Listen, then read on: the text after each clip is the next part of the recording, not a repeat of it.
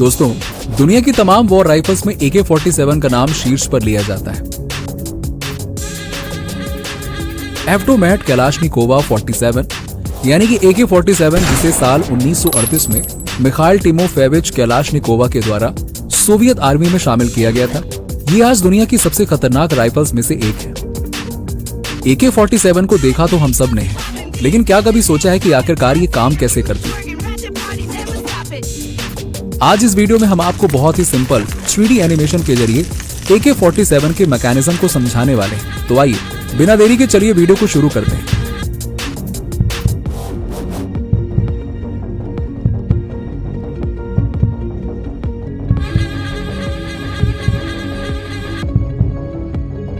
दोस्तों, AK-47 के design 3D model को अगर हम गौर से देखें तो इसमें मौजूद होती है एक स्टैंडर्ड मैगजीन, जिसमें कार्ट्रिज यानी कि कारतूस स्टोर किया जाता है। इस मैगजीन की स्टोरेज कैपेसिटी 30 की होती है। कॉर्नर में लगी स्प्रिंग की मदद से कारतूस बैरल में लोड होते हैं। इसके लोडिंग मैकेनिज्म को अभी हम आगे और भी डिटेल में समझेंगे। फिलहाल ओवरव्यू की बात करें तो रिलीफ के टॉप पर मौजूद होती है फ्रंट और रियर साइड, जो टारगेट पर निशाना साधने में मदद करती है। अब फायरिंग करने के लिए सबसे पहले एक लोडेड मैगजीन को लगाकर चार्जिंग हैंडल को पुल किया जाता है, जिसके बाद ट्रिगर प्रेस करते ही राइफल फायर कर देती है। AK-47 और AKM की राइफल्स 400 मीटर के दायरे तक निशाना लगा सकती है। स्टैंडर्ड टर्म्स में इसे राइफल्स की मैक्स इफेक्टिव रेंज कहा जाता है।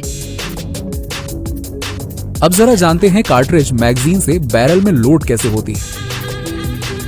असल में ट्रिगर दबाने के बाद जब बोल्ट कैरियर रिकॉइल स्प्रिंग की वजह से वापस आ रहा होता है, तो उसके अंदर मौजूद बोल्ट मैगजीन से एक कारतूस को आगे की ओर धकेल देती है। कारतूस के पीछे का हिस्सा वहां लगे एक्सट्रैक्टर में अटक जाता है और कारतूस लोड होने के साथ ही बोल्ट स्पिन कर जाता है। बोल्ट को स्पिन कराने का काम उसके नीचे लगे कैम गाइड का होता है। स्पिन होने का मकसद कारतूस को लॉक करना होता है। अब बोल्ट के साथ लगे लॉकिंग लंग्स की मदद से कारतूस लॉक्ड हो जाता है और फायरिंग तक फिक्स्ड पोजीशन में बना रहता है। इसके बाद राइफल फायर करने के लिए बिल्कुल रेडी हो जाती है और अब बारी आती है ट्रिगर दबाने की। ट्रिगर दबाने पर हैमर फायरिंग पिन पर फोर्सफुली हिट करता है। इस तरह से ये फायरिंग पिन जाकर कारतूस के प्राइमर में होल कर देती है और फ्रिक्शन ज्यादा होने के कारण उसके अंदर के गन पाउडर में आग लग जाती है। इस आग से बुलेट के पिछले हिस्से में हाई प्रेशर गैस भर जाती है और यही गैस बुलेट को आगे की ओर बहुत ज्यादा फोर्स के साथ धकेल देती है। इस तरह बुलेट बहुत ही हाई वेलोसिटी के साथ बैरल से बाहर निकलती है।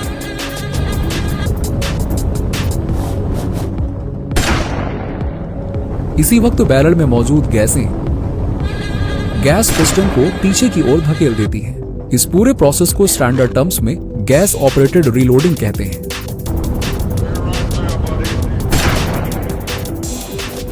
इसी गैस पिस्टन से जुड़े रहने के कारण ही बोल्ट कैरियर पीछे की ओर जाता है और इसके साथ बुलेट केस यानी कि खोखा भी एक्सट्रैक्टर की मदद से पीछे आता है और इजेक्टर की मदद से बाहर निकल जाता है। बुलेट केस को निकालते हुए बोल्ट कैरियर हैमर को भी पीछे पुश करते हुए वापस अपनी प्रीवियस पोजीशन में आ जाता है और इस तरह सेट किए हुए मोड के हिसाब से AK-47 राइफल्स काम करती है। दरअसल अगर आप गौर से देखें तो ट्रिगर के ऊपर एक सेफ्टी लीवर भी लगा हुआ होता है, जिसकी मदद से राइफल को 3 डिफरेंट मोड्स पर सेट किया जाता है: safe mode, semi automatic mode और फुली ऑटोमेटिक मोड। जब लीवर सबसे टॉप वाली पोजीशन पर रहता है तो राइफल सेफ मोड पर होती है और फायर नहीं कर सकती, यानी कि इस मोड पर कारतूस बैरल में लोड ही नहीं हो सकता है, जिससे कि एक्सीडेंटल फायर जैसे खतरे से राइफल सेफ रहती है। लीवर जब सबसे निचली पोजीशन में सेट किया जाता है तब राइफल सेमी ऑटोमेटिक मोड पर आ जाती है। इस मोड में रहने पर सिंगल फायरिंग ही पॉसिबल हो पाती है, यानी कि एक बार फायर करने के बाद ट्रिगर को रिलीज करके ही दूसरी बार फायर पॉसिबल हो पाता है। इसे और भी अच्छे से समझने के लिए आइए जरा AK-47 के ट्रिगर मैकेनिज्म को डिटेल में समझते हैं। जैसे कि मैंने बताया कि सेफ मोड में ट्रिगर दबाने पर फायरिंग नहीं हो पाती है, क्योंकि उस कंडीशन में ट्रिगर कुछ इस तरह से ब्लॉक हो जाता है। जिसकी वजह से फायर करना पॉसिबल नहीं हो पाता है। जब लीवर को सेमी ऑटोमेटिक मोड पर यानी कि सबसे नीचे सेट किया जाता है तब ट्रिगर अनब्लॉक हो जाता है। अब ट्रिगर दबाने पर हैमर मेन स्प्रिंग की वजह से फायरिंग पिन पर फोर्सफुली हिट करता है। इसके बाद बोल्ट कैरियर हैमर को धक्का देते हुए पीछे की ओर आ जाता है और डिस्कनेक्टर हैमर को होल्ड कर लेता है। रिकॉल स्प्रिंग की वजह से बोल्ट कैरियर वापस अपनी पोजीशन में चला जाता है। अब ट्रिगर को रिलीज करने पर डिस्कनेक्टर हैमर को छोड़ देता है और हैमर वापस अपनी पोजीशन में लौट जाता है और राइफल फिर से एक फायर करने के लिए रेडी हो जाती है। अब फिर से ट्रिगर दबाने पर हैमर फायरिंग पिन पर हिट करता है और इस तरह सेमी ऑटोमेटिक मोड में राइफल एक बार में एक ही राउंड फायर करती है और अगले फायर के लिए ट्रिगर को रिलीज करना जरूरी होता है। अब जरा बात करते हैं फुली ऑटोमेटिक मोड की। इस मोड पर लीवर मिडिल पोजीशन में रहता है जिसकी वजह से डिस्कनेक्टर ब्लॉक हो जाता है, यानी कि अब हैमर के मूवमेंट में कोई रुकावट नहीं होती है। लेकिन अगर हैमर को रोका नहीं गया तो वो बोल्ट कैरियर के मूवमेंट के साथ ही वापस चला जाएगा। इसी वजह से राइफल में ऑटो सीयर फिट किया जाता है जो हैमर को तब तक होल्ड करके रखता है जब तक बोल्ट कैरियर अपनी पोजीशन में वापस न चला जाए।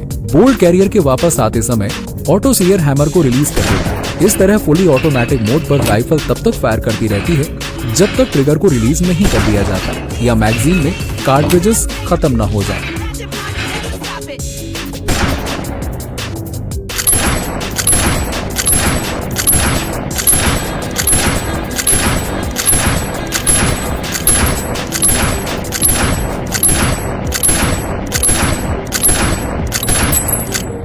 तो दोस्तों ये था AK-47 के काम करने का पूरा मैकेनिज्म और इसके फायरिंग करने के पीछे की साइंस। उम्मीद है कि आपको वीडियो इन्फॉर्मेटिव लगी होगी। बाकी आज की इस वीडियो में इतना ही। अगर आपको हमारी ये वीडियो पसंद आई हो तो इसे ज्यादा से ज्यादा